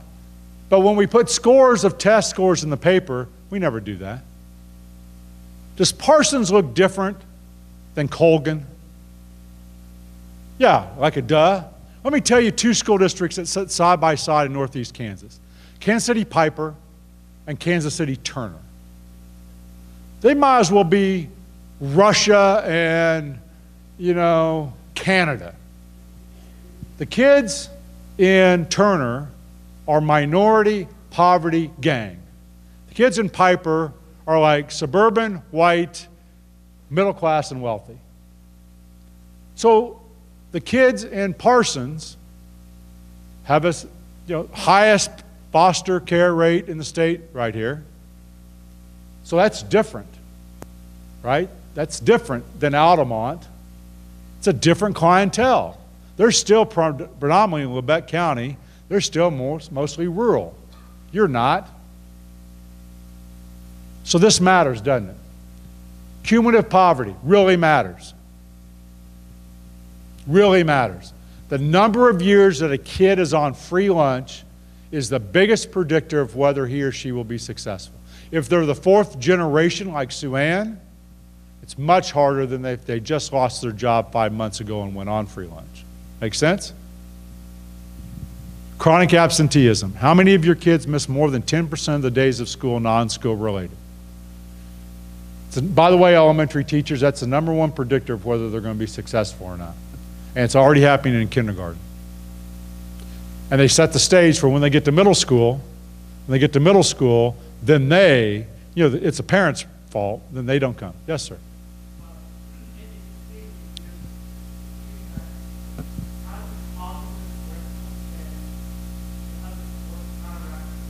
Yeah, they do. They do. But it's harder. In Blue Valley, I'll give you this example. In Blue Valley and Kansas City, Kansas are just like Piper and Turner. Tom Traeger was the former superintendent, and Cindy Lane, who's the current superintendent in Kansas City, Kansas. We had breakfast a few years ago, and Tom says to Cindy, Cindy, you can do anything you want. Your parents, unfortunately, aren't involved. I have to have 10 committees, right? Helicopter parents come in. So it's not easier in Blue Valley, it's different. I want to point that out. It's different in Parsons than it is in Frontenac, but it's not easy in Frontenac. They have different clientele than you do. So what has to happen? We have to have a different response. in Parsons than they do in Frontenac. We have to engage the community in a different way. We have to engage parents in a different way. And it's tough if a lot of your parents are facing unemployment issues themselves. And you have this part, mobility. So absenteeism. Cindy Lane has a lot of it. Here's one thing she's doing. She says almost all of our chronic absenteeism has to do with mobility and that they're chasing rent payments. You guys have that? So the kid's there, and then all of a sudden they're going to get evicted, so they move. In Kansas City, they move across town. So she's saying wherever they start, I'm going to keep them at that school. I'm just going to bus them back. Because kids that move a lot are at risk more than kids that don't move a lot. It's traumatic. My wife's an elementary principal in Newton. Last spring in May, 2 weeks before school was out, a new third grade family moved in. And the third grade teacher came to her and said, Debbie, who would move their kids with less than 2 weeks of school left? And the answer is, parents would have no choice. Because we wouldn't do it. We'd figure out a way to keep the kid there, right, for stability. They had no choice. So this is a community response of how we're going to have to deal with it. And your foster care situation here makes it really unique and hard. So we want to acknowledge this. The only one you can control here is suspension and expulsion. So what we did was we put out a chart, this is your data, on graduation and how many kids are going on after high school to be successful. But we've been doing that forever. You could call it fourth grade reading scores or fourth grade math scores, and all we did was compare everyone across the state equally. But yet when we go to play football, we have Division 1A. Oh, we have Division 1A, Division 2. We have 3A never plays 1A because we think they annihilate them. Why would we think that a school district that has high poverty, Parsons, that has the highest foster care, Parsons, should be compared to Colgan? Because that's the way we've always done it. Well, we're not doing that anymore. We're going to compare you to yourself. And we still have to get to a high level, but you should take, you're doing some really great work. So here's your graduation rate for the last 5 years. The red are those kids that after high school went on to further their education to a technical school, community college, or a four-year school. And the purple simply represents this kind of faded out red times the yellow. Where do we need to be? Where's our goal? 70 to 75% of kids are going to need a piece of paper. Remember the distribution? 71 exactly. Half of those are going to need an associate or certificate, half need a baccalaureate, master's, or PhD. We'd like to have 95% of the kids graduate high school. So would you. Right? 3 kids wasn't your fault. I really don't think it was your fault. I think you did everything you could. It wasn't a match. This kid couldn't see any relevance. They were on drugs. You know, one of my great friends, Christy Custer, runs an alternative school in Mays, and she said, these are the kids that get kicked out of Mays High School and Mays South. She gets them. She said, Randy, there's 2 problems when I get them, almost universally. They do not trust adults because adults have abandoned them their whole life, and generally they're on drugs because they don't want to feel. She goes, they can learn, but I can't teach them until I solve those 2 things. So she puts them in rehab in the school. She says, I have kids that come to school high. I won't let them sell. I won't let them use at school. I need to have them in rehab. And as they're in rehab, I try to develop a trust that they know I'm not leaving them no matter what. You can't do anything to me that's going to let me leave that. She says, they try you all the time. And she has about an 87% success graduation rate. It's remarkable. And she tells kids after a few years, get your pants up, right? You cannot get a job looking like that. And then, yes, ma'am. Can't do that day one. It's a slow process. And she doesn't get all of them, but she tries to get all of them. So we took a look at yours and said, you know what? We predict you to be between 34 and 38% effective. That's this purple. The classes that start as freshmen, 34 to 38% of those kids, based upon your risk factors, are going to go on to something past high school. And you're setting at 33, just right at the low end of that. I don't know what Colgan is. I'm going to guess it's about 55. I'm guessing. I could look it up. So if we just want to put them in the paper, guess what? Colgan just beat your rear. But you know what? Colgan doesn't hit their predictive range either. That's where their predictive range is higher than your predictive range because they have different risk factors than you do. You should celebrate this. You know, I've looked at Coffeyvilles with them also, and Independence. This is pretty typical of Southeast Kansas. Now, we need a lot more, but if we can just increase this a little bit, we can start to make a difference. How do you do that? By focusing on SUAM Buster one at a time and making a change for just one kid. Try it out. See if we can get an algebra credit in Woods. See if we can do something through Schools USA. Just do one, then expand it to two, and do this as a staff. Maybe first and second grade teachers would collaborate and share kids over 2 years so we can spread out the range different and we can partner together and tend to kids' needs. We don't have the answer. We don't have the answer, but we want you as a staff, teachers, to design it. Here's where you're at. Your graduation rate's at 87%. That's state average. Celebrate that. State average is 86. You beat it, by the way. You ought to celebrate that. Don't be beat up. We'd like to get to 95. It will be hard. They will push back. 2 years out of high school, you have 38% of kids on average going on. We'd like to move that toward 80. It's a long haul, but I have no doubt you can do it if we fundamentally change school.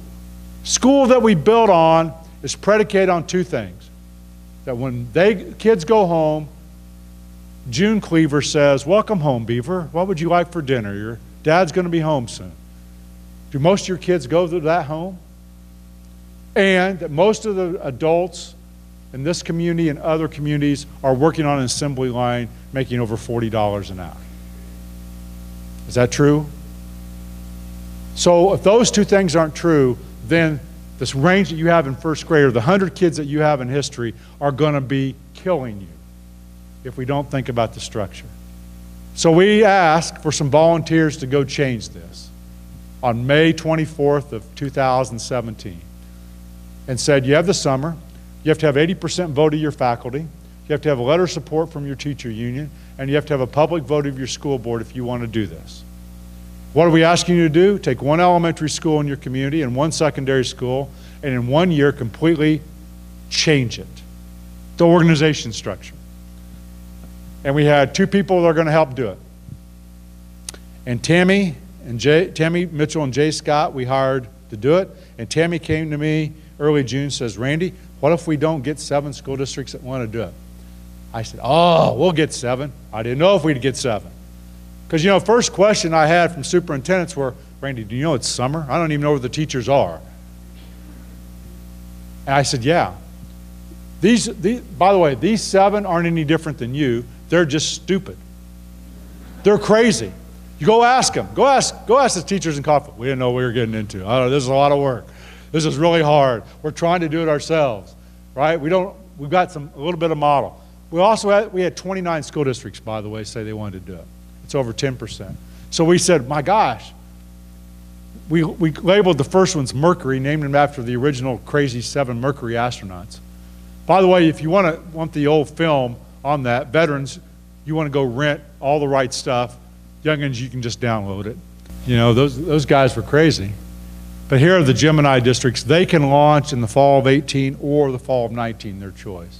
And we're trying to make the change all across Kansas and develop what the model looks like. What will it look like? Here's some basic things.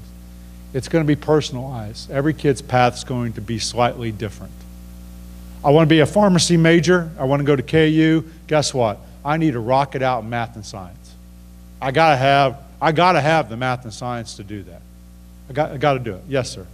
What about the kids who don't know what Yeah, they want to do? I don't think most kids know what they want to do the rest of their life. So we never ask a kid, what do you want to do? We ask kids, what do you love to do? So some kids will tell you, I'm going to major in pharmacy, I just know it. I knew in 7th grade I was going to be a teacher, but that's the minority. So I was in St. Paul, Kansas, small town, not too far from here, and I asked this question to the 7th through 12th graders. How many of you would love an occupation where you worked outdoors? Some hands went up. How many would you like to work with your hands outdoors? A few hands went down. How many of you would like a job that you would not have to go to college that would enable you to do that? A few other hands went down. I think we had about 20 hands that were still up. That's what I want to know.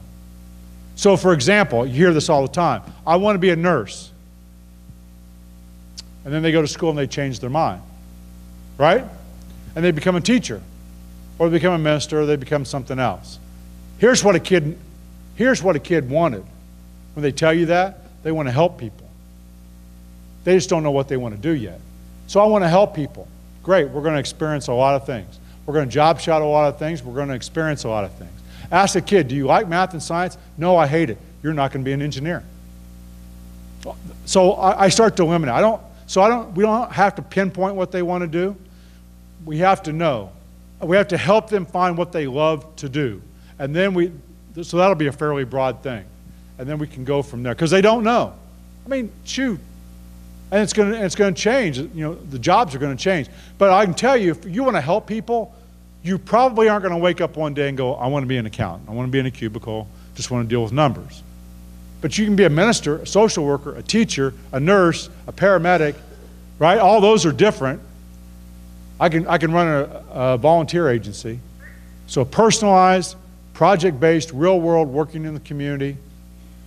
Longer time with teacher. Kansas said we'd love to have multiple years or multiple hours. We love you as a U.S. history teacher. Why do we only get to see you 1 year? We'd love to have that. You know, we'd love to have the freshman English teacher that just failed me again. Please let it know. No, because I will tell you, we have parents of kids that don't trust us. Is that true? You see it, right? It takes a long time, elementary, to build that trust, and then they leave you. What if we had them multiple years? What if we had them multiple hours, multiple years? The one-room schoolhouse had them for 8 years. So we have a model. We just can't remember it because none of us were in it. Immersion with parents in the community. So I just heard this from one of our Mercury schools. They said, you know what? We had something break down. We just call parents now. Does any parent know how to come fix this? They said it's amazing the type of parents we have coming in now to help us that wouldn't step foot in the school before. We have conferences now led by kids talking about their plans that have gone from 30% attendance to 95 and 96% attendance. Just happened at Jeff West the other week. These are just what we're seeing. And, whoops, so we're in the early stages. I certainly don't have the answers, but you do. We're going to encourage you to find them, one kid at a time. But I bet I know this. Have you ever seen the kindergarten kid the first day of school? Backpack's bigger than they are. Can't wait to get to school. Have you ever noticed by about 4th grade, it stopped. So when do they drop out of school? When they're 16, because that's when they have to sign the sheet that says, I'm a loser, I'm never going to be anything. But it happens about 3rd or 4th grade, doesn't it? You already know.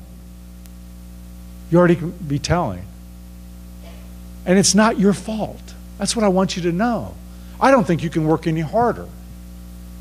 But we're working in isolated areas and then trying to piece it together for kids. And so I wrestle with this with me over the next several years. I want to, again, thank you for inviting me, Linda. And sorry it took like all year to get here, all semester to get here. I am so honored to be working with you. So honored to be back in Southeast Kansas. We're trying to be on a 10-year journey to get this done. Changing how can we help more kids be successful and help them find that passion, whatever that is, and then adapt ourselves and our curriculum to do that. That's what we all want, but the system, you know, if I fail 2 English classes, I never get to the elective, which may be the reason I'm coming to school now, right? If my daughter teaches art, they have a lot to offer. Music has a lot to offer. I don't get to do that. Yes, sir.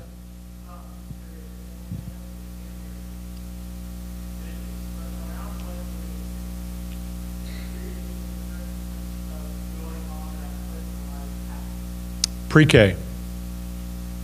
Now, I say that, they're not going to say in pre-K. I was at a school recently where all the kindergartners came out with a sign. Said, I want to be an astronaut. I want to be, that's worthless. It doesn't hurt anyone, but it doesn't hurt anyone, but it's not going to be what they are. So the personalization starts to be by allowing students some choice within what they choose to do to start to see what they like to do. They'll start to leave clues, right? I can be in a project, I can be the kid that starts to put things together, and that starts to give me clues that, oh, I really have a spatial awareness that's really interesting. Or I am really quiet and I'm not going to speak. I was just in, the school districts run together, where I was with a business teacher and they were running a business. This is not unique, right? They went to school board, got a loan to run a screen printing and a coffee shop, you know. And so I said to the kids, they were just getting ready. I said, so why would I want to give you stinking kids a loan? Because most businesses fail. Well, because we're not going to fail, and here's why we're not going to fail. I said, so what interest rate should I? They looked at me like I was stupid. Asked the teacher. I said, I want to ask the teacher. I want to ask you. We don't know. Well, you need to know. So we do all the work for kids. We make the phone calls home. We own all the learning. That can start to happen at a much earlier age. Most of the kids that go off to college have the skills to do the work. They let other things get in the way. They don't know how to organize their time. They don't know how to, you know, when I got to Kansas State, between my fraternity and campus was a very unique, really great thing called Aggieville. And the drinking age was 18. And I watched a lot of kids not be able to navigate when to go to school, when to go to class, and when not to go to class. And by Thanksgiving, when the midterm grades came out, a lot of kids were going home, not because they could not do the work, because they didn't know. So we can start the personalization in a much different way early and do that work. So if you want me to come back and meet with groups of people and help brainstorm this, I'll be happy to do it. Brad will be happy. Any of us will be happy. Start small. Start having conversations. Just know this, we're giving you the freedom to think about whatever that looks like. You don't have to do any of this. It's your town, it's your kids, it's your community. But you can't say in the future, the state's making us do it, whatever that is. No, the state's saying you do whatever you need to help kids be successful. Make sure that we don't pigeonhole them, you know, where we go and track them in dead-end places. So, hey, go have a life. Go do something fun tonight. Where's a good place to eat on my way out of town? Taco Bell? I can make a run for the border? I worked at the Sonic in Coffeyville when I was there, so I want to again thank you. You played full out. You really were engaged. I know this is really hard work. Again, I want to honor you. I want to just say thank you, and I appreciate it. Whatever I can do to help, please let me know. So thanks a lot. Thank you.